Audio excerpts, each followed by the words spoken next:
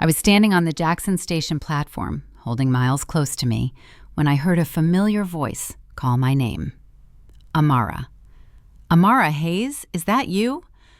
I turned around and froze. It was my father, Vernon. I hadn't seen him in almost 2 months, constantly coming up with excuses why I couldn't visit. I'd cut our phone calls short, citing tiredness and being too busy. Now he was standing right in front of me, and by the look on his face, I knew he saw everything. Welcome to Martha's Stories.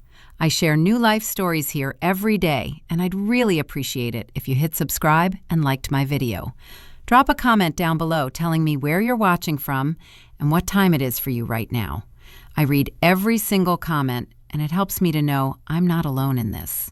He saw my worn-out puffer coat with the pocket that had ripped open, the cheap boots with the thin soles I'd bought off the internet, Miles in a snowsuit that was clearly too small for him, my own gaunt face, the dark circles under my eyes, and my hands trembling from exhaustion and fear.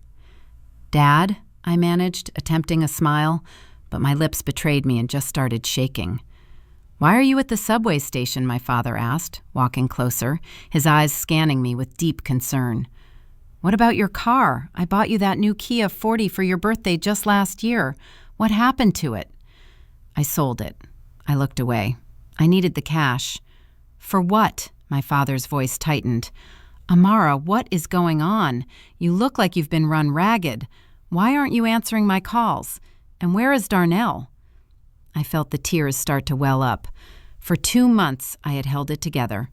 2 months of silence, fear, complying with every demand, handing over money, enduring the insults, and living in constant dread. Now, looking into my father's eyes, I knew I couldn't do it anymore. "Dad, let's go somewhere private," I whispered. We walked into the corner Biastro, a coffee shop near the station. My father sat Miles down at a table, ordered him an apple juice and a big cookie, then sat opposite me and took my hand. "Tell me," he said. "All of it." And I told him everything. I told him how after Miles was born, my mother-in-law, Loretta Jenkins, started visiting more and more often. How at first it was caring advice, then it turned into demands and finally ultimatums. I explained how she found out that the 2-bedroom condo downtown, my grandmother's legacy, was fully in my name, and how she started demanding I sign the property over to Miles for his future. I had refused. My voice shook as I told him I'd explained it was my grandmother's inheritance and I wanted to manage my own property. And that's when it all started. I finished. My father listened in silence, only tightening his grip on my hand. "A week after I refused, you got jumped." I looked up at him. "Remember near your house that evening? You said it was just random vandalism." "I remember." My father's face went stone cold. It wasn't random. The very next day, Loretta Jenkins came to my place. She sat in the armchair, sipped her tea, and said, "How's your daddy doing? Heard he got roughed up. You know, things happen these days, especially to older folks. Next time it could be worse. Much worse." She was smiling when she said it. My father went pale. I watched the muscles in his jaw clench, but he remained silent, letting me get it all out. I was scared, terrified, but I still refused to sign. Then Darnell showed me a video. I continued. It's me supposedly screaming at Miles, shaking him, saying awful things. "It's edited, Dad. They cut pieces from different moments, spliced them together, and removed the context. But it looks terrifying. They said they would send it to Child Protective Services, CPS, if I didn't sign the papers. That they would take Miles and prove I'm a bad mother." "Those monsters," my father said aloud. The first time he'd spoken the rage that was boiling inside him. That's not all. I wiped away tears. Loretta used some contacts to get copies of my corporate documents and financial reports from my job, and she forged them. She made it look like I was stealing money from the company.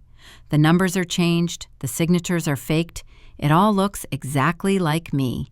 She said if I didn't comply, she'd send those documents to my boss and the police. I would be locked up, and Miles would be gone. My father closed his eyes, taking a deep breath. Keep going.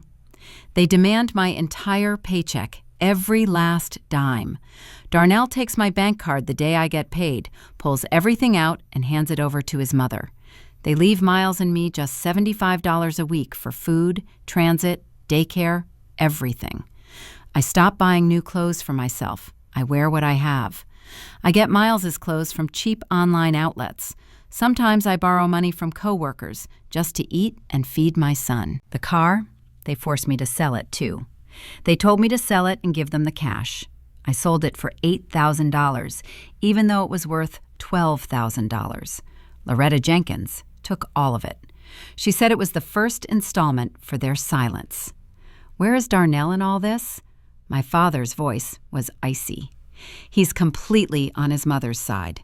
He says I should be grateful they haven't taken Miles, and that I need to listen or it'll be worse. He controls my phone and reads my messages. They strictly forbade me from telling anyone, especially you and Mom.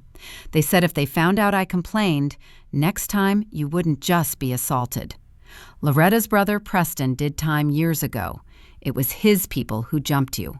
She told me straight out he can fix any problem. I covered my face with my hands. Everything I'd bottled up for 2 months poured out. The fear, the humiliation, the helplessness. I cried while my father gently stroked my arm, waiting for me to calm down. They still want the condo, I continued. They are pushing me to sign it over to Darnell, and he'll pass it to his mother. They say it's only fair, because I'm living with their son, that my grandmother's condo should be family property. I keep refusing, but they're pressing harder. Last week, Loretta's brother's people just happened to be standing outside Miles's daycare, just standing there, watching. It was a warning. They told me next time they'd walk right inside. Why didn't you tell me? My father gripped my hands tightly. Why didn't you tell me right away? I was scared, Dad. They hurt you once. I couldn't risk them doing it again, or worse, hurting Mom or taking Miles. They have those forged documents, that video. They have people who won't stop at anything. I'm trapped. I don't know what to do. My father stood up, walked to the window, and stood in silence, looking out at the street. Miles was peacefully eating his cookie, not understanding a word. I stared at my father's back and felt that telling the story hadn't brought relief. The fear had only intensified. What now? What happens when Loretta Jenkins finds out I told him? My father returned to the table, sat down, and looked at me. In his eyes, I saw something unfamiliar, something cold, hard, and professional. Amara, he said calmly, there are some things you don't know about me. What do you mean? You know, I served 20 years in the Army, but you don't know where exactly. I frowned. My father had never talked about the details of his service. He only said he served, retired, and started working as a security consultant. I was in Special Operations, Army Intelligence. 20 years of operational work, surveillance, recruitment, threat analysis, neutralizing targets. I know how to collect information people hide. I know how to find weak spots. I know how to plan operations so that the target doesn't even realize they've been trapped until it's too late. I stared at my father with my mouth open. Special Operations, Army Intelligence. My father, who had always seemed like an ordinary, quiet man. I didn't quit that line of work after retirement, he continued. I consult on security matters. I have connections in law enforcement, in the agencies. I have people who will help if I ask. And I have skills that you don't forget. Dad, I don't understand. You will now. He leaned closer. Your mother-in-law and her ex-con brother think they're the smartest people in the room. They think they can blackmail, threaten, and intimidate. They chose the wrong family. They touched my daughter and my grandson. That was their biggest mistake. There was steel in his voice. I suddenly understood that the person sitting across from me wasn't just my father. This was a man who knew how to fight, truly fight, not with fists, but with intellect, connections, and experience. What are you going to do? I'm going to solve this problem so they never dare to think about you or Miles again, so that all their threats turn against them. But for that, I need time. and I need your help." "What kind of help?" "You need to act completely normal. Keep handing over the money. Keep enduring the abuse. Don't show that you told me. You must not change your behavior at all. This is critical. They must be convinced you are broken, that you'll stay silent and obey. Do you understand?" I nodded, though my insides were twisting with terror. "How long?" "A few weeks, maybe a month. I need to gather intel, prepare the evidence, and plan every detail. We can't rush this. If we mess up, they'll destroy all the evidence and disappear. We have to act precisely, with no room for error. And if they find out I told you, they won't. We won't meet again, and we won't talk on the phone. We'll communicate through a secure messenger I'm going to install for you. The messages will delete automatically. There will be no trace on your phone. Darnell won't find a thing, even if he checks." "Dad, I'm scared." "I know, but you have to trust me. I won't let anyone hurt you. No one will touch you, Miles or your mother. I promise. I've handled bigger things than some greedy mother-in-law and her criminal brother. Just hold on a little longer. Can you do that?" I looked at Miles, who was smiling at me, his face smeared with cookie icing. I looked back at my father, whose eyes held absolute certainty, and I nodded. "I can. Good girl. Now listen carefully." My father took out his phone, installed an app for me, explained how to use it, and taught me how to wipe the logs. He gave me a few pointers on how to handle Loretta and Darnell. The main thing is not to show that anything has changed. You are a broken, scared woman who's ready to do anything to protect her child. That's who you have to appear to be. But inside, remember this is a game, a temporary game.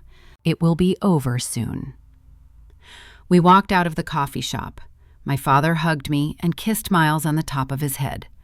"Hold tight, sweetie. I'm right here, even if you can't see me." I walked back toward the subway, holding my son's hand. And for the first time in 2 months, I felt not just fear, but hope. That same evening, sitting in the kitchen of his own condo, my father took out an old notebook and started writing down names, connections, and organizational charts. The plan for the operation was coming together in his head like a puzzle. 20 years in intelligence had taught him to see the full picture. Loretta Jenkins, 60 years old. Brother Preston, 58 years old. 2 convictions for robbery and extortion. Released 3 years ago. Criminal ties maintained, likely organized the assault. Darnell Jenkins, 35 years old. Weak-willed mama's boy. Fully under his mother's control. High chance of recruitment if pressured correctly. Amara's forged work documents. Need forensic analysis. Proof of forgery, the video with the child. Also, forensics, confirm the montage. My father picked up his phone and dialed a number. "Solomon, it's Vernon." "Yeah, it's been a minute. Listen, I need help. Small, unofficial operation. Surveillance, recording, tech support. Can you do it?" "Excellent. We'll meet tomorrow and I'll give you the details." He hung up, dialed the next number, then another. By midnight, he had a team of 4 people, all former colleagues from his service days, all vetted, all ready to help unofficially. The work started the next day. Solomon, the former tech specialist, installed bugs in Loretta Jenkins's condo. It took 2 days of observation to figure out her schedule and 15 minutes of work while she was out shopping. The microphones were so small they couldn't be detected without specialized equipment.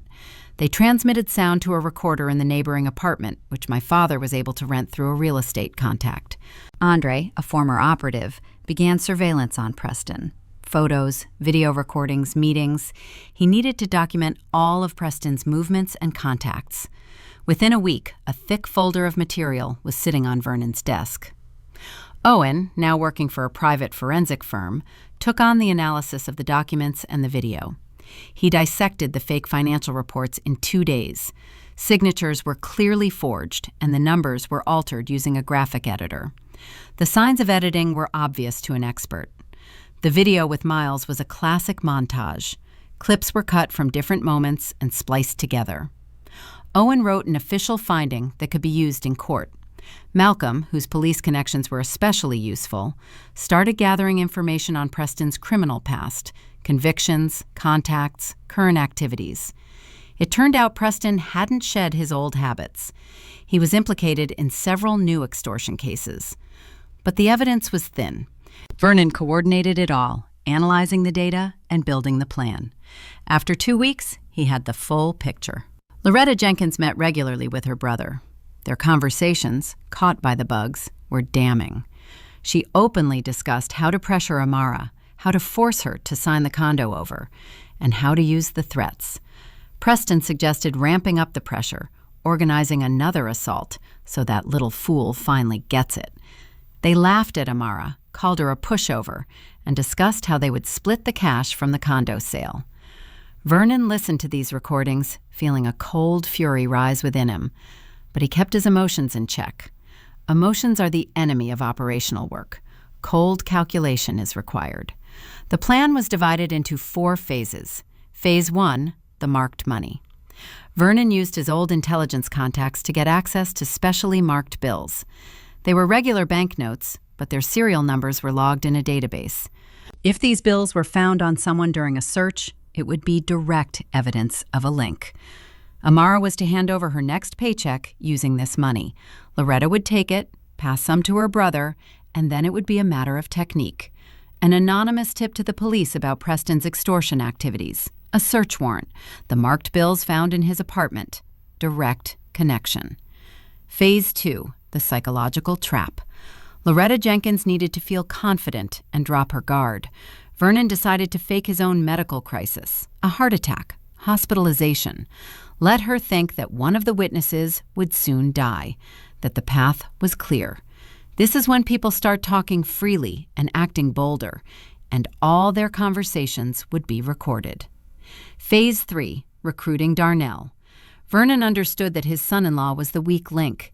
He wasn't a villain by nature, just weak-willed and terrified of his mother. Vernon needed to show him the truth, how he was being used, and offer an out. If Darnell flipped, gave testimony, and provided access to his mother's communication, the case was won. Phase 4, the final trap.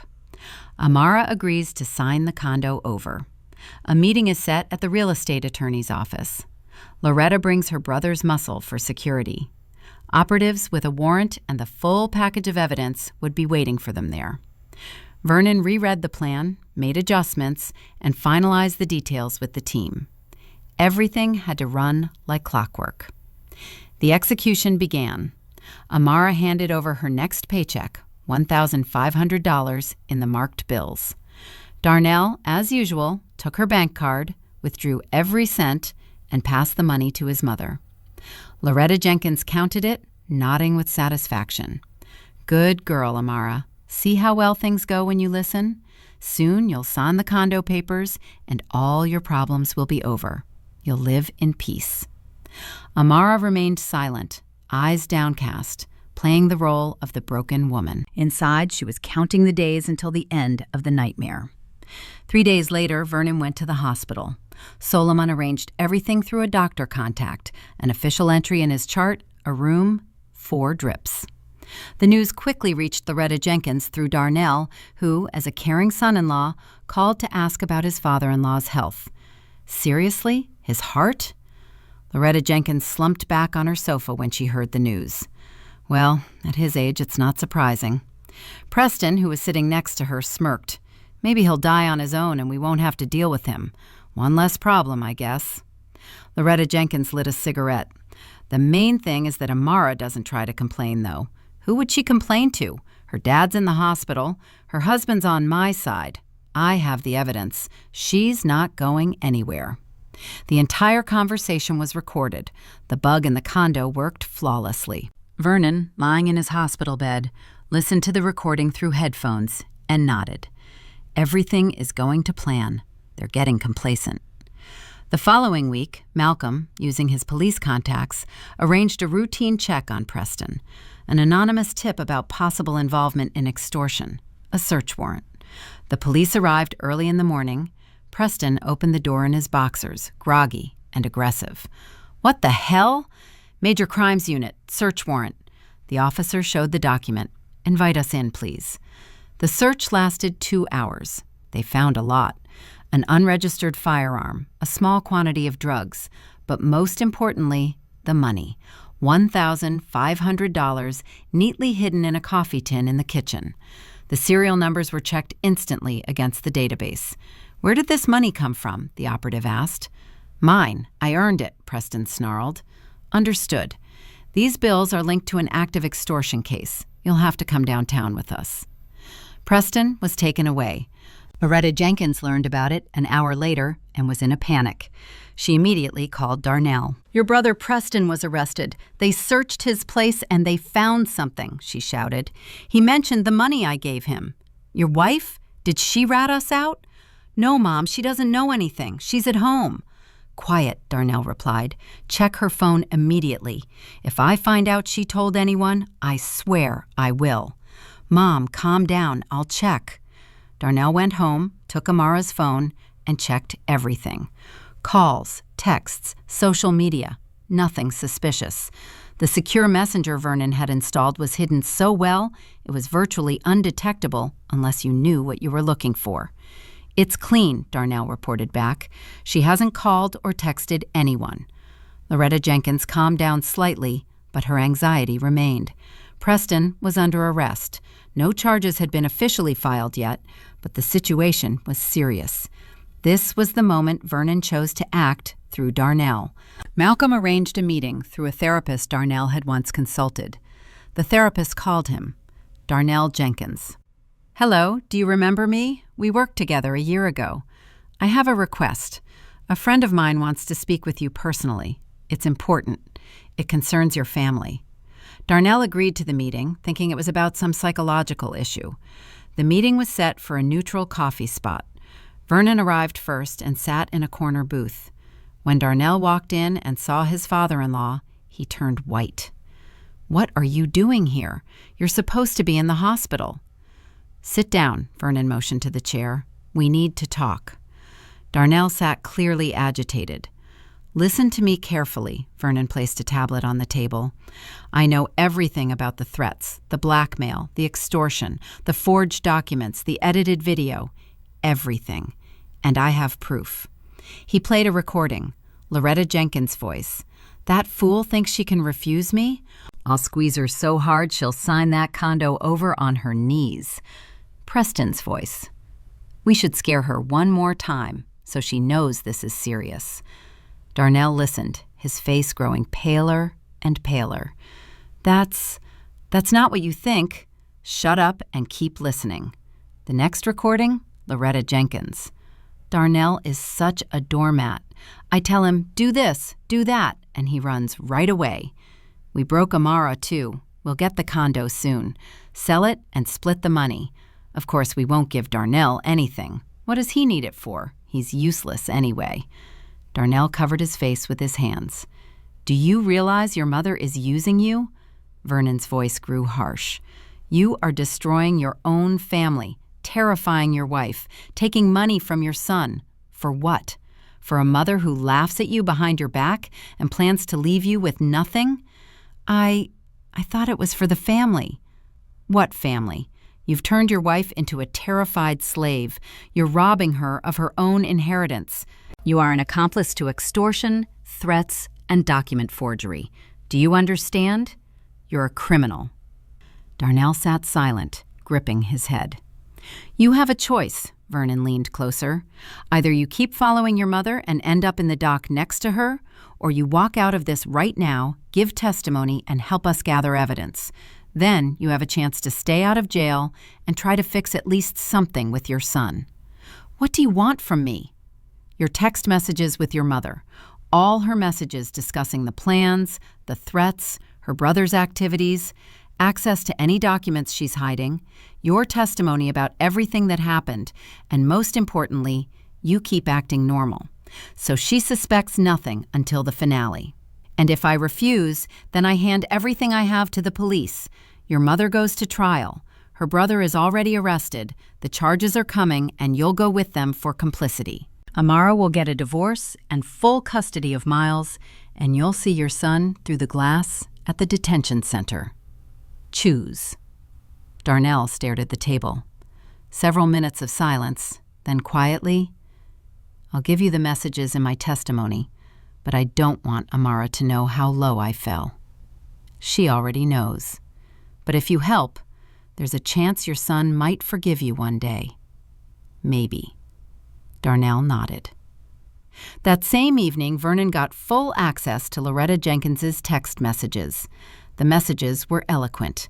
Plans to seize the condo, discussions with her brother, instructions to Darnell on controlling his wife. All of it was now documented. All that remained was the final strike. Loretta Jenkins was on edge. Her brother Preston had been arrested for a week. The detective was asking uncomfortable questions about the money's origin. She felt the case turning dangerous, but couldn't figure out the leak. Amara was quiet, subdued, clearly broken. Darnell was obedient. Vernon was in the hospital, and judging by the latest updates, the doctor's prognosis wasn't good. Maybe it's time to finalize the condo, she asked Darnell at dinner. This is dragging on. You said Amara was resisting. Yes, Mom. She's scared. She says it's Grandma's inheritance. She can't just give it away. Tell her there's no more time to think. She needs to sign the papers this week. Preston's locked up. I need money for his lawyer. We'll sell the condo and get at least $350,000. That'll be enough for me. What about me? Darnell tried to keep his tone normal, but inside he was seething with self-hatred. You'll be fine. Don't worry. The main thing is to get Amara to sign. Threaten her. Say the daycare will find out about the video, or that we'll pay your father a visit in the hospital, so she understands once and for all. Darnell nodded, recording the conversation on a recorder in his pocket and sending the file to Vernon via the secure channel. Vernon was discharged from the hospital 10 days later. The doctors supposedly permitted home recovery, but forbade any exertion. He deliberately looked weak and drawn when Darnell drove him home. Loretta Jenkins even sent a formal message wishing him health. In reality, during those 10 days, Vernon had coordinated the final stage of the operation. All materials were ready. Recordings of conversations, text messages, Darnell's testimony, forensic analysis of the forged documents and video, and data on the marked bills found with Preston. All that was left was to stage the finale, to catch Loretta Jenkins red-handed. Malcolm negotiated with the detective, handling Preston's case, showing him some of the materials, enough to get him interested, but not revealing all the cards. The detective, an experienced man in his 50s, meticulously reviewed the tapes and documents. Systemic extortion, threats, document forgery, he murmured, setting the papers down. This is serious time if we prove everything, but we need a clean, fixed transaction. What do you propose? A sting operation, Vernon replied. The victim agrees to sign the condo over. A meeting is set at the real estate attorney's office. Loretta Jenkins will arrive, probably with one of her people. The moment she demands the signature, thinking she's won, your people walk in with a warrant. All the evidence is on her hands. All her words are recorded. The attempt to seize the property is documented, the detective mused. I'll need a prosecutor's sanction, and the attorney must be in the loop. I'll find the right attorney. They'll agree to help if we explain the situation. When do you plan to do this? In 3 days. Will you be ready? I will. They shook hands. The operation was on the final approach. Amara was in the kitchen when a message arrived from her father on the secure messenger. Get ready. Tomorrow, tell Darnell you agree to sign the condo. The day after tomorrow, set the meeting with the attorney. It ends in 3 days. Hold tight. She took a deep breath. 3 days. Just 3 days until the end of this nightmare. Her hands shook as she deleted the message. It was terrifying. So terrifying she wanted to scream. But she trusted her father. He wouldn't let her down. That evening, when Darnell returned from work, she said quietly, I agree. I'll sign the papers for the condo. Darnell froze, staring at her. What? I can't live like this anymore. Let them take the condo. Just let them leave Miles and me in peace. I'm tired of being afraid, tired of starving. Let them have what they want. She spoke with such hopelessness that Darnell, who knew the truth, almost believed her. Amara was good at acting. Or perhaps 2 months of fear had taught her that inflection of brokenness. "Are you serious?" He tried to sound normal, though he was inwardly clenching with shame. "Yes. Call your mother. Tell her I'm ready. Tell her to set up the meeting with the attorney." Darnell went out onto the balcony and called Loretta Jenkins. She answered after the first ring. "Well, Mom, Amara surrendered. She agrees to sign." A pause, then a triumphant laugh. "I knew it. I knew that weakling wouldn't hold up. When does she suggest meeting the attorney?" "The day after tomorrow." "Perfect. I'll organize everything. You make sure she doesn't change her mind. And tell her to bring the original condo documents. Everything needs to be ready to process right away." "Okay, Mom." Loretta Jenkins hung up and immediately dialed another number. Vernon, listening through the bug in her condo, started recording. "Hello, Solomon, it's Loretta. Listen, I need your help the day after tomorrow. Need you to come to a real estate attorney's office. Keep an eye on a transaction. My daughter-in-law is signing over the condo. I'm afraid she'll chicken out at the last minute. Will you be there? Just stand next to her so she knows we mean business. Yes, just like last time with her father." "Excellent. I'll meet you at the office at 2 o'clock in the afternoon." Vernon smirked. She was driving herself right into the trap. She was bringing a documented enforcer to the attorney's office to intimidate the victim. This was direct evidence of coercion. Couldn't have planned it better. He called the detective. "The day after tomorrow, 2 p.m., Ms. Victoria's office, 23 Garden Street. Loretta Jenkins will come with an associate named Solomon, an ex-boxer, history of battery. He'll threaten my daughter to get her to sign. Your people need to enter the moment the documents are passed to the attorney." "Got it. We'll be ready." The attorney, Ms. Victoria, was a strict but fair woman. When Vernon explained the situation and showed her the recordings and documents, she immediately agreed to help. "I've been practicing for 20 years. I've seen it all," she said. "But to so cynically take someone's inheritance through threats, what should I do?" "Act normal. Accept the documents. Start the paperwork. Ask standard questions. The main thing is to document that your daughter is acting under duress. If Loretta Jenkins threatens her or her associate starts applying psychological pressure, try to document it with words. Ask Amara if she really wants to sign the condo over, if there are any threats. Loretta won't be able to hold back. She'll start justifying herself or pushing harder. That's when your operatives come in. And if she stays quiet, she won't. I know these types. When they're close to victory, they become overconfident, arrogant. She will slip up." "Very well. I'll help." All that remained was to wait for the appointed day. The morning of the meeting, Amara barely slept. Miles woke up early, demanding attention, but she could hardly focus. Her father sent a short message. "All set. I'll be nearby in a car across the street from the office. Don't be afraid. You got this." Darnell was tense. He knew his mother was about to crash, but he was still worried. What if something goes wrong? What if she manages to wiggle out of it somehow? At 1:30, they drove to the attorney's office. Loretta Jenkins was waiting by the entrance. Beside her stood a massive guy with a shaved head and a scar on his cheek. Solomon, the enforcer. He looked at Amara in a way that sent chills down her spine.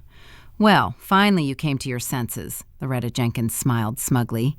"Did you bring the documents?" "Yes," Amara showed the folder. "Excellent. Let's go." They walked into the office. Ms. Victoria greeted them with a professional smile and offered them seats. The office was small, bright, with a heavy desk and shelves of files. A security camera, standard for a real estate attorney's office, was mounted in the corner. "All right," M. Victoria opened her notepad. "You wish to transfer the deed for your condo? Amara Hayes, do I understand correctly that the property belongs to you by right of inheritance?" "Yes," Amara answered softly. "And you wish to transfer it to whom?" "My husband, Darnell Jenkins." "Understood. Is this your voluntary decision?" Amara hesitated.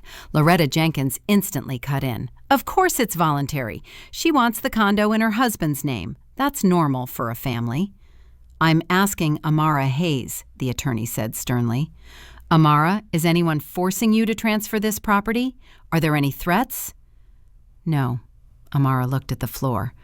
"I want to do this myself." Solomon in the corner coughed loudly, demonstratively. The hint was clear. Ms. Victoria looked closely at Amara, then at Loretta Jenkins, then at the enforcer. "Very well, I need the documents, the deed, your license, the marriage certificate."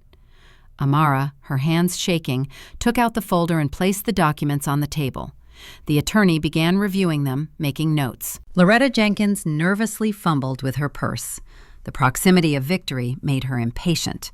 "Will this take much longer?" she finally snapped. "As long as the law requires," Ms. Victoria replied calmly. "Amara, do you understand that after this transfer, you will lose all ownership rights to this condo?" "I understand." "And you are ready for that?" "Yes."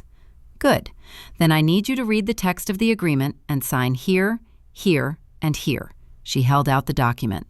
Amara took the pen. Her hand trembled so hard she could barely hold it. Loretta Jenkins leaned closer, monitoring every move. Come on, don't drag it out," she hissed through her teeth. Amara made the first signature, the second. She raised the pen over the spot for the third signature and froze. "What is it?" Loretta Jenkins raised her voice. "Sign it." I don't know." Tears fell from Amara's eyes onto the paper. "Darn it!" Loretta Jenkins grabbed her arm. "Are you backing out after everything we discussed? Did you forget what happens if you refuse?" "Loretta Jenkins," the attorney said sharply, standing up. "Please calm down. Amara Hayes has the right to change her mind at any time." "What right?" Loretta Jenkins wheeled around to the attorney. "She's backing out. She thinks she can just walk away." Solomon got up from his chair, taking a menacing step toward the table, silent but threatening. "Young man, sit down," Miss Victoria ordered, "or I will call security." "Sit down, Solomon." Loretta Jenkins tried to compose herself. "Amara, sweetheart, you know this is for your own good. For Miles, sign it and everything will be fine. If you don't sign, remember our talk about the daycare? About CPS?" "Are you threatening her?" The attorney stood firm. "I'm not threatening, I'm explaining." Loretta Jenkins turned back to Amara. "I'm telling you for the last time, sign it now." Just then the office door flew open. 3 men in plain clothes walked in, followed by the detective and 2 uniformed officers. "Loretta Jenkins," the detective pulled out his badge. "Major Crimes Unit. You are under arrest on suspicion of extortion, threats, and coercion to commit a transaction." He turned to the enforcer. "Solomon, you are also under arrest for complicity." Loretta Jenkins went white. "What? What extortion? I didn't do anything." "We have recordings of your conversations, text messages, and witness testimony." The detective nodded to the operatives. "Take them in." Solomon tried to bolt for the door, but he was restrained in a second. Loretta Jenkins thrashed and screamed, "This is a setup. Amara, tell them you wanted to sign the condo over yourself. Darnell, why are you quiet?" Darnell sat, head lowered. "Darnell," she grabbed his shoulder, "say something." "I gave testimony, Mom," he said quietly. "I told them everything about the threats, the blackmail, the forged documents, the assault on Grandpa, everything." Loretta Jenkins recoiled as if struck. You betrayed me. You forced me to betray my own family." Darnell lifted his eyes. "I ruined my life because I was afraid to cross you. But no more. I won't be your puppet anymore." "Loretta Jenkins," the detective showed the warrant. "You are being charged under the state criminal code with extortion committed by an organized group with a threat of violence. The sentence is 5 to 10 years. You have the right to remain silent." "This is a mistake. I didn't do anything. Amara, tell them." Amara slowly stood up, looking her mother-in-law straight in the eye. "You took 2 months of my life. You drove me to poverty. You scared me, humiliated me, took my last pennies, threatened my child, and ordered my father to be assaulted. You thought I would break forever, but you were wrong. I am not alone."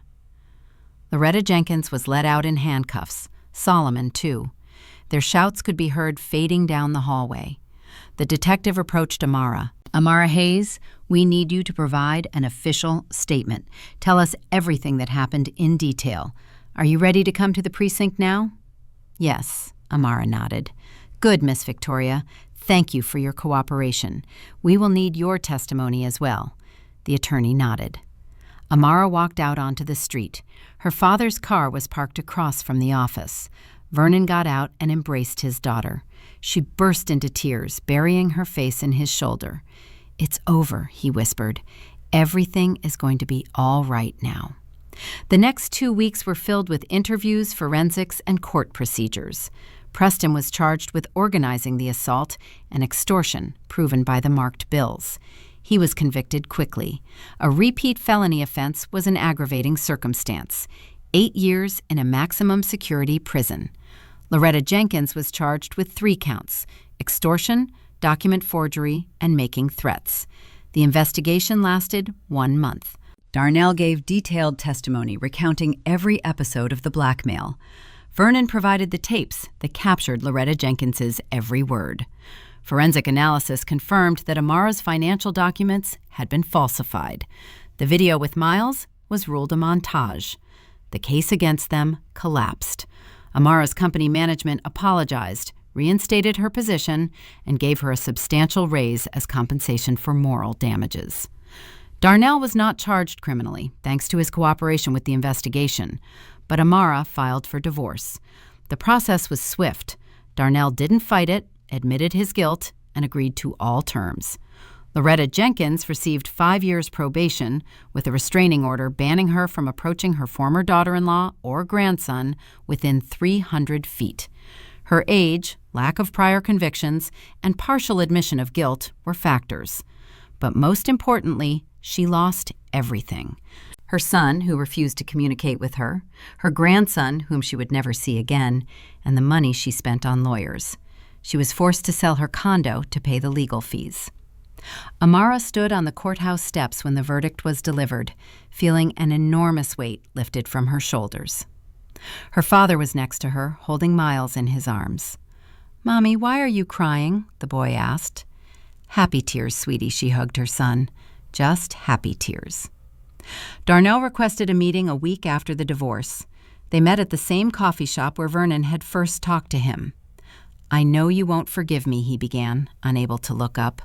"I know I destroyed everything, but I want to try to fix what I still can. I want to be involved in Miles's life, see him, and help financially. I'm not asking to restore our relationship. Just give me a chance to be a father to my son." Amara was silent for a long time, staring into her cup of cold coffee. "You caused me so much pain, Darnell. You stood by while your mother humiliated me. You controlled my phone, took my money, and threatened me. You chose your mother over me. I know, and I'll live with that for the rest of my days. But Miles isn't to blame for your mistakes. He has a right to know his father. So I will agree to visits once a week, on weekends, in the presence of my father. If you prove you've changed, that you can be a normal father without your mother's influence, then we'll see." "Thank you." Relief sounded in his voice. "I won't let you down." He stood up and offered his hand. Amara did not take it. "This isn't forgiveness, Darnell. This is a chance for Miles, not for you." He nodded and left.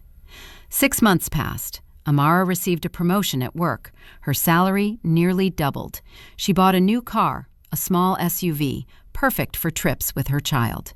She moved into a new 3-bedroom apartment, bright and spacious, with a separate room for Miles. She rented out her grandmother's 2-bedroom condo for $1,800 a month to generate income.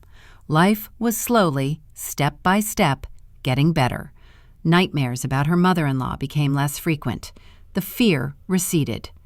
Amara started smiling again, making plans and dreaming. Her father often visited, playing with Miles and telling him stories. The boy adored his grandfather, constantly asking for interesting tales. "Grandpa, were you really a spy?" Miles asked one evening, sitting on Vernon's lap. "I was, sweetie. Did you spy on people?" "Not exactly spying. I protected our country from bad guys, and I still protect people." "Who?" "Of course. I protect the most important thing I have, you and your mother." Miles hugged his grandfather. "You're the best grandpa in the world."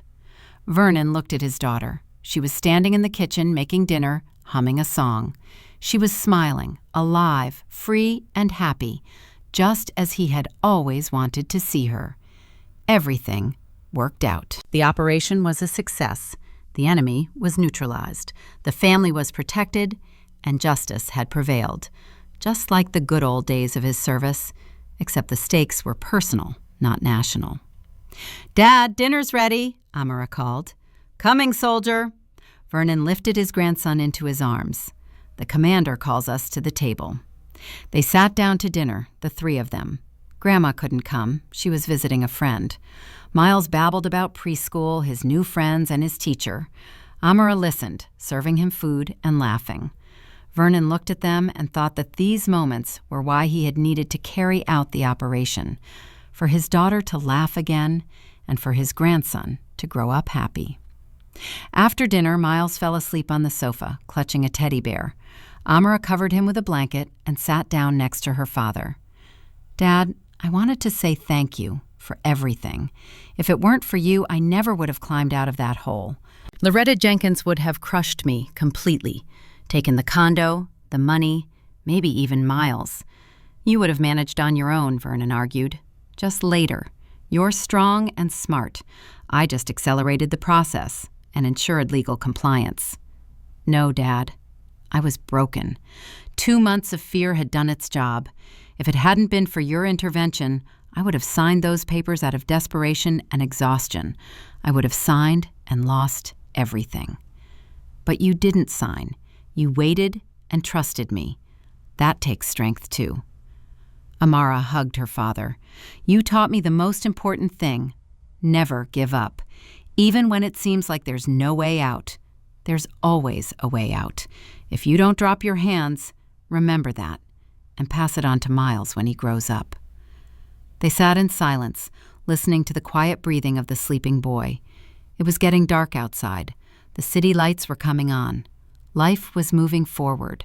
A new, clean life, free from fear and threats. Vernon stood up, preparing to leave. "Good night, sweetheart. Good night, Dad, and thank you again for just being you." He smiled, kissed her forehead, and left. Amara remained alone with her son in her condo. Her condo. No one could take it. No one could threaten her.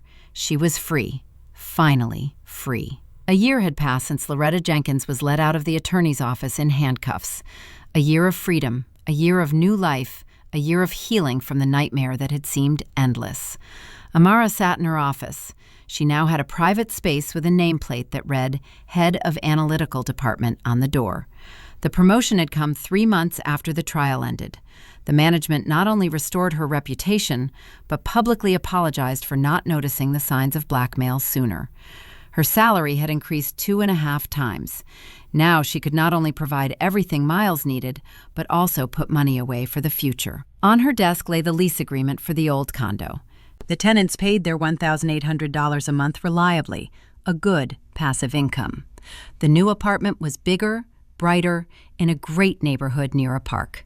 Miles had his own room filled with toys, books, and educational games.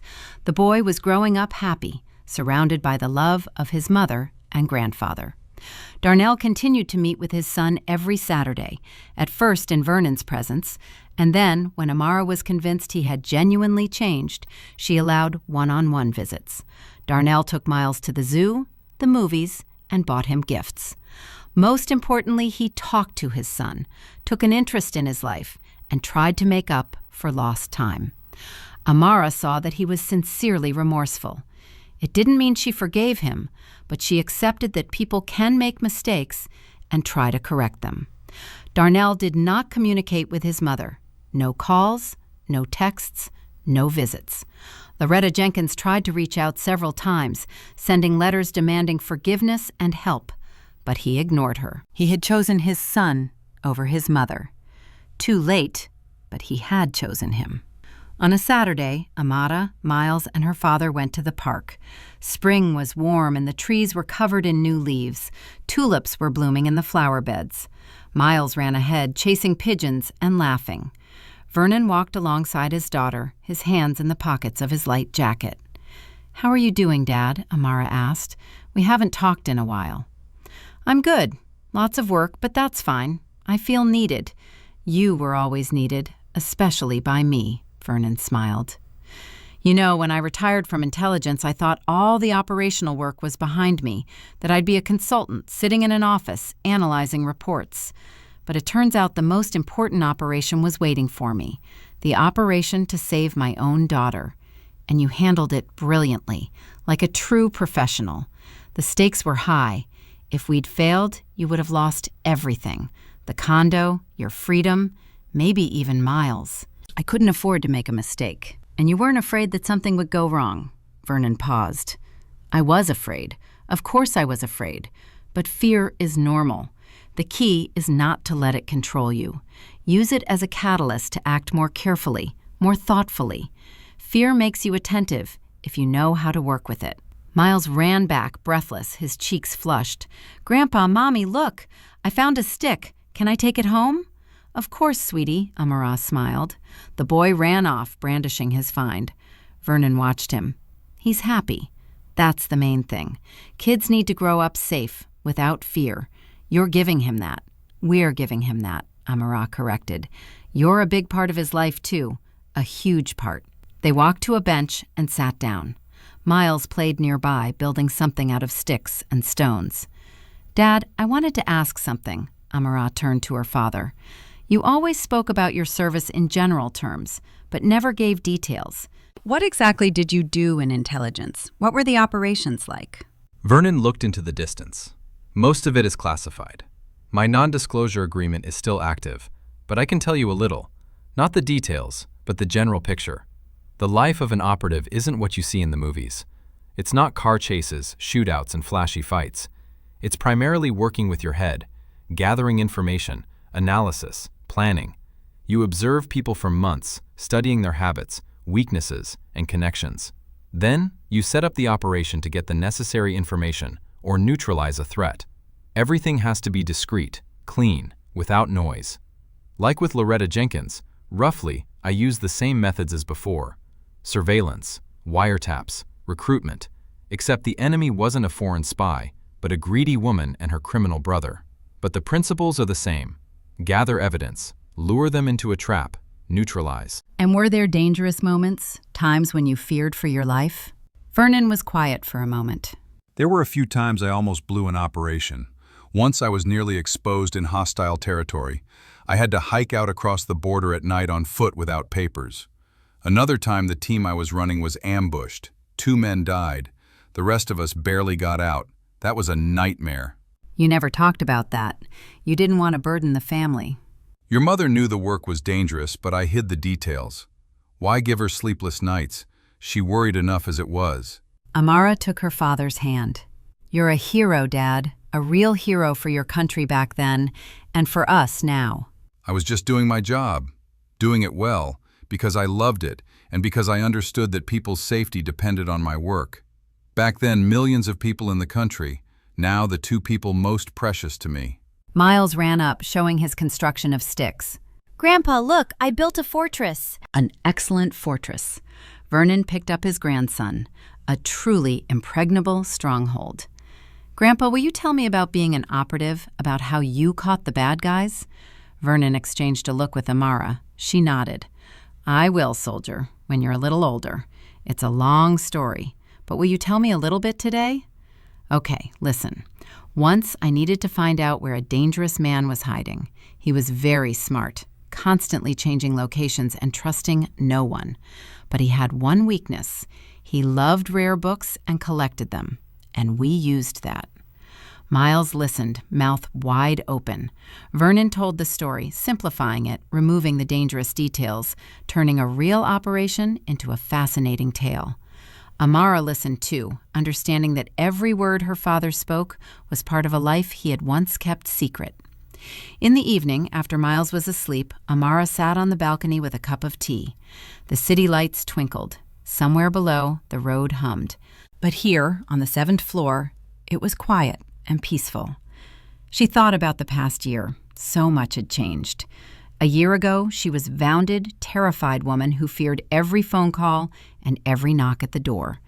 She gave away her last dollars, endured humiliation, and lived in constant fear for herself and her son. It had felt like there was no way out, that she was trapped forever. Now she was free, working in a good position, earning a decent salary, and raising her son with love and security. Loretta Jenkins could no longer harm her. The probation and restraining order kept her at bay. Darnell no longer controlled her every move, took her money, or read her messages. He was simply a father who saw his son once a week. Nothing more, nothing less. Amara realized that the main lesson she had taken from this story was never to give up. Even when it feels like you're at a dead end, that all paths are closed, there is always a way out. You just need to find the strength to ask for help, to trust those who can help. If she hadn't met her father at the subway that day, if she had kept silent, if she had continued to endure, how would it have ended? She would have signed the condo over. Loretta Jenkins would have sold it, taken the money, and left Amara and Miles with poverty and shattered hopes. Or even worse, taken her child through CPS using the fake evidence. But she had spoken up, trusted her father, and he saved her. Her phone vibrated.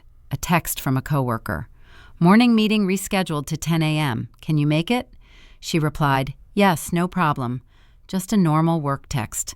A normal life. How good it felt for life to be normal again. A month later, an unexpected event occurred. She received a call from an unfamiliar number. "Amara Hayes, this is attorney Nicholas Sargent. I represent Loretta Jenkins." Amara stiffened. "I'm listening. What do you need?" "My client is requesting a meeting with you, a private meeting. She wants to talk, apologize, and explain some things." "No." Amara cut him off immediately. "I don't want to see her. We have a court-ordered restraining order. The meeting will be in a neutral location with an attorney present. Yours, if you wish. No violation of the order." Loretta Jenkins has acknowledged her mistakes and is undergoing therapy. She is genuinely remorseful and wants to ask for your forgiveness. "I don't need her apologies." Amara Hayes, I understand your feelings, but sometimes a face-to-face meeting helps close a painful chapter in life. Think about it. If you decide to agree, call me. He dictated the number and hung up. Amara sat looking at her phone. A meeting with Loretta Jenkins. Why? To hear more justifications, manipulations, and attempts to play the victim. That evening, she told her father, "What do you think? Should I go or not?" Vernon thought for a moment. "That's your decision, but I can give you advice. If you go, it must be for you, not for her. If you need to look her in the eye and say everything you think, go. If you need to close this chapter completely, go. But if you're afraid she'll start manipulating, pressuring, or playing on your feelings again, don't go. You owe her nothing." "I'm not afraid of her anymore." Amara said, "It's strange, but I truly don't fear her. She no longer has power over me." "Then you decide." Amara thought for 3 days. Then she called the attorney. "I agree to the meeting, but only in the presence of my father and for no more than 30 minutes. Agreed. The meeting was set for the corner Biastro. Amara arrived with her father and sat at a table by the window. Loretta Jenkins entered with her attorney. Amara hadn't seen her in a whole year and was startled by the change. Her mother-in-law looked old, truly old. Her hair was graying, her face was drawn, and her back was hunched. She looked every bit her 60 years, maybe more. She was dressed modestly, cheaply, without any of her former polish. They sat opposite each other. Loretta Jenkins looked at the table, not meeting Amara's eyes. "Hello, Amara," she said quietly. "Hello." Amara kept her voice cold. "You wanted to talk. Please speak." Loretta Jenkins sighed. "I want to apologize for everything I did, for the threats, the blackmail, for turning your life into a hell. I was obsessed with greed. I wanted the money, the condo, and I didn't think about the consequences. I didn't think about the pain I was causing." "You thought about it perfectly fine," Amara countered. "You planned every step, organized the assault on my father, forged documents, and edited a video of my child. These were not spontaneous acts. They were a calculated system of blackmail. I know. I realize it now. The therapist I'm working with helped me understand how toxic and manipulative I was, how I ruined the lives of my son, my grandson, and you. I lost everything. Darnell won't speak to me. I don't see Miles. The condo is sold. I have no money, no friends. I'm alone. And you want me to feel sorry for you? Amara's voice with steel. No, I'm not asking for pity. I deserve what I got. I just want you to know that I am sincerely remorseful. If I could go back in time, I would never have started any of this. Amara looked at her for a long time, silently, then said, Do you know the most awful thing about your story? It's not that you tried to steal the condo, not the threats, and not the blackmail. It's that you destroyed a family. You turned your own son into a puppet, stripped him of his will, and forced him to betray his wife. You nearly deprived my son of his mother. You did everything to make 3 people, me, Darnell, and Miles, miserable. For what? For money? For a condo? Loretta Jenkins was silent, tears streaming down her cheeks. I can't forgive you, Amara continued. I went through 2 months of hell. I starved. I was afraid. I cried at night. I thought about ending my life. You drove me to the edge. And the only thing that saved me was my father, the man you ordered to be assaulted. Vernon sat next to her, calm and silent. His presence gave Amara strength. But Amara paused. I release you. I don't forgive you, but I release you. You no longer have power over me. You no longer occupy space in my thoughts. You are the past. A painful, difficult past, but the past. I'm moving forward, building my life, raising my son, and you can live with your consequences. Loretta Jenkins covered her face with her hands, sobbing. I don't deserve your kindness. This isn't kindness. This is freedom. My freedom from you. Goodbye, Loretta Jenkins. We won't be seeing each other again. Amara stood up. Her father rose too. They walked out of the coffee shop, leaving her former mother-in-law and her attorney at the table. Outside, Amara took a deep breath. How do you feel? Her father asked. Light, like a heavy burden has been lifted. I said everything I needed to say. I don't need anything else from her. Good. You acted with dignity. They walked toward the car. Amara glanced back at the coffee shop where the hunched figure of Loretta Jenkins was visible through the glass. Once that woman had seemed all-powerful, terrifying, and invulnerable. Now she was just a pathetic old woman paying the price for her greed. Life continued in its rhythm. Miles started elementary school. Amara chose a good school near home with strong teachers and engaging after-school programs. The boy loved math and joined the chess club.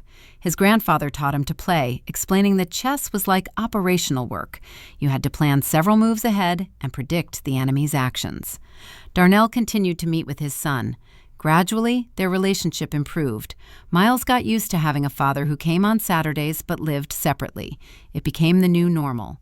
The child didn't ask extra questions. He accepted the situation as it was. Amara sometimes encountered people at work who asked, Why aren't you married? You're so beautiful, smart, and successful. She smiled and answered, I'm happy just the way I am. I have my son, my father, and my work. I have enough. And it was true. She didn't feel the emptiness of loneliness. Maybe someday she would meet someone who would become a part of her life. Or maybe not. She had learned to be happy on her own. Vernon continued consulting, helping his daughter and grandson, living a calm and measured life. Sometimes he received calls from former colleagues. He was invited to gatherings of Army intelligence veterans. He went, socialized, and reminisced about the old days. But the greatest joy in his life was his daughter and grandson. One evening, as the 3 of them, Amara, Vernon, and Miles, sat down to dinner, the boy suddenly asked, Grandpa, will you finally tell me about being an operative? I'm big now. I'm 7. Vernon chuckled. 7 is a big age indeed. All right, I'll tell you, but not all at once, just a little at a time. It's a long story for many evenings. Hooray, Miles bounced in his chair. Start right now. Okay, listen. Service and Army intelligence starts with being checked out for a long time. They study your background, your family, your friends, and they test your resilience. Then they train you. Years of training, languages, tactics, surveillance techniques, psychology, self-defense. You have to be able to do everything, speak several languages, understand technology, and read people like an open book. Miles listened, eyes wide. What languages do you speak? 3 fluently: English, German, and French. A little Arabic and Chinese, too, but I'm rusty there. In our work, languages are the key. Without them, you can't work in another country. You won't understand what people are saying.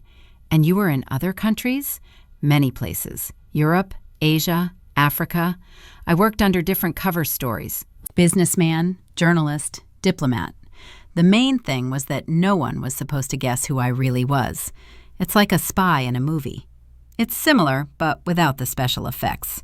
The real work of an operative is patience, attentiveness, and knowing how to wait. Sometimes you sit in a car for weeks, watching a target, writing down who visits them and where they go. It's boring, but necessary. And was there danger? Vernon glanced at Amara. She nodded. He could tell a little, but without excessive detail. There was once I was nearly exposed. I was working in one country gathering information about a terrorist group. They figured out someone was tailing them and started checking. I had to make an emergency exit, abandon everything, and hide for a few days. I crossed the border at night, hiking through the mountains. It was tough, cold, and scary, but I managed. You're a hero, Grandpa. I was just doing my job. Like many other people who protect our country, soldiers, police officers, rescuers, they are all heroes every day. Amara listened to this conversation and thought how wonderful it was that Miles was growing up with a grandfather who taught him not just chess and math, but life. He taught him to be strong, responsible, and fair. He taught him not to give up, not to fear difficulties, and to protect the weak. After dinner, when Miles was asleep, Amara and her father sat in the kitchen drinking tea. Dad, thanks for the story. Miles loved it. He needs those kinds of stories. Boys need to grow up understanding that there are real values: honor, duty, protecting loved ones. Not money, not power, but those things. You're raising him right. I worry sometimes that I spoil him, that I'm too soft. You're an excellent mother. Strictness and softness must be in balance. You love him, you care for him, but you also set boundaries. That's right. Amara poured tea. You know, sometimes I think, what if I hadn't met you at the subway that day? What if I had stayed silent and continued to suffer? No need to dwell on what might have been. You met me and you spoke up. That's the key. You weren't afraid to ask for help. Many women stay silent, afraid, ashamed, thinking they can handle it alone. And then it turns out to be too late. That's why it's important to talk about it. If any of your friends find themselves in a similar situation, you now know you must act, find help, and not stay silent. Silence is the aggressor's ally. Amara nodded. I'll remember that. They sat in silence, listening to the wind outside the window. The city went on with its life. Millions of people solved their problems, rejoiced, grieved, loved, and argued. Normal life. And Diarra was grateful for that normality, for being able to sit peacefully at home, not fearing a knock at the door, for being able to plan the future without worrying about giving away her last dollars, for her son growing up happy, and for having her father nearby who would always protect her. Several more months passed. One evening, Miles was doing homework and Amara was making dinner when the phone rang, an unfamiliar number. Hello, Amara Hayes.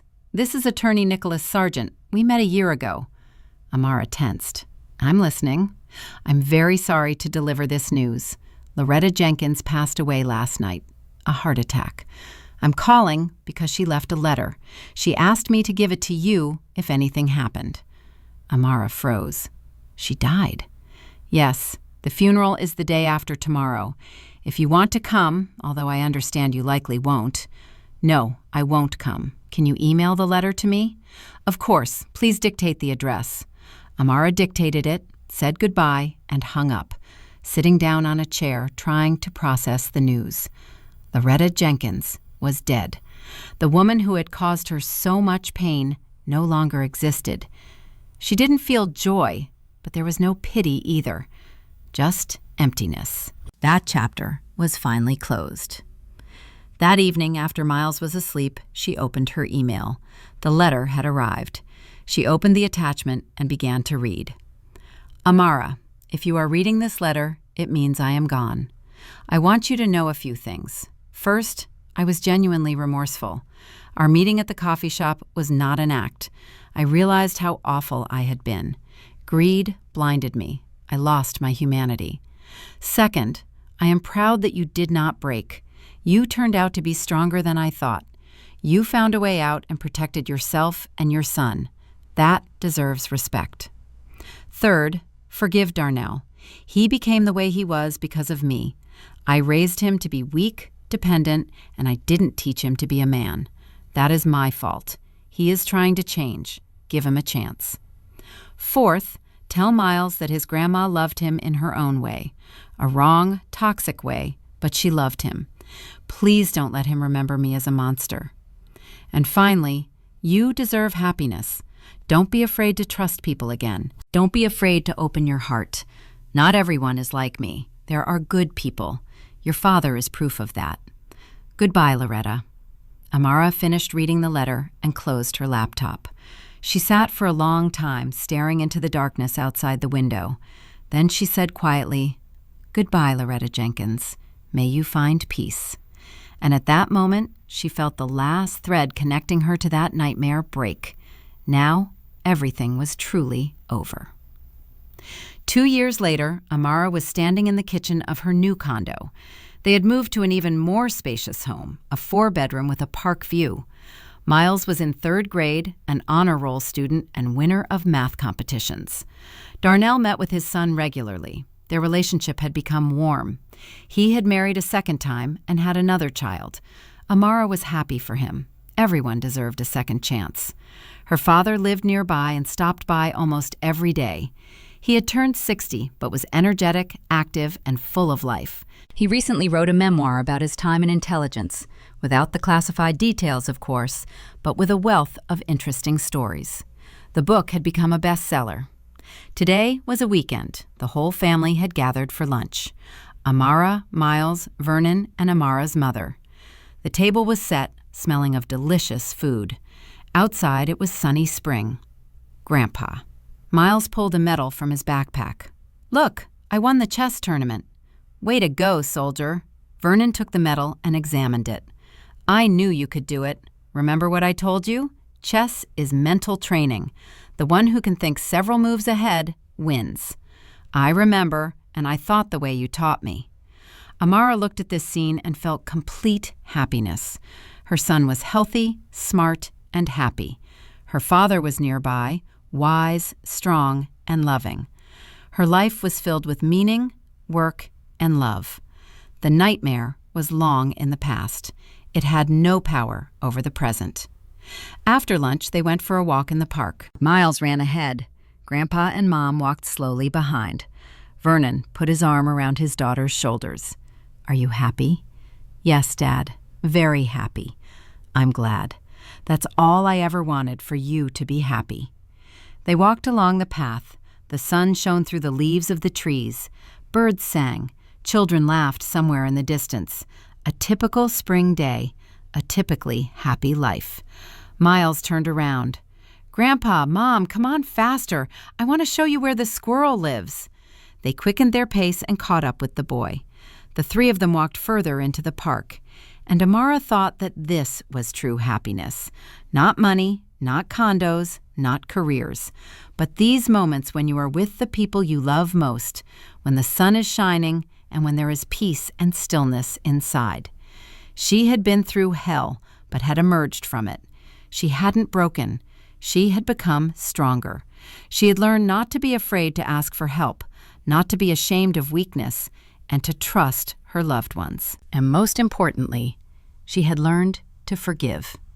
Not Loretta Jenkins, but herself, for enduring, for staying silent, for being afraid. Now she knew she was stronger than she thought, and those who would protect her would always be by her side. Life moved on, a beautiful life full of hope, and there was so much good still to come. I'm really glad you're here and that I could share my story with you. If you liked it, show me by liking the video and subscribing to my channel. Let's see how many of us there are. Write in the comments which city you're watching from and what time it is. I'm so curious to know where all you wonderful people are tuning in from. If you want to support me a little extra, you can also send a small donation. I share new life stories for you every single day. And now, 2 of my most popular stories will pop up on the screen so you can choose what to watch next.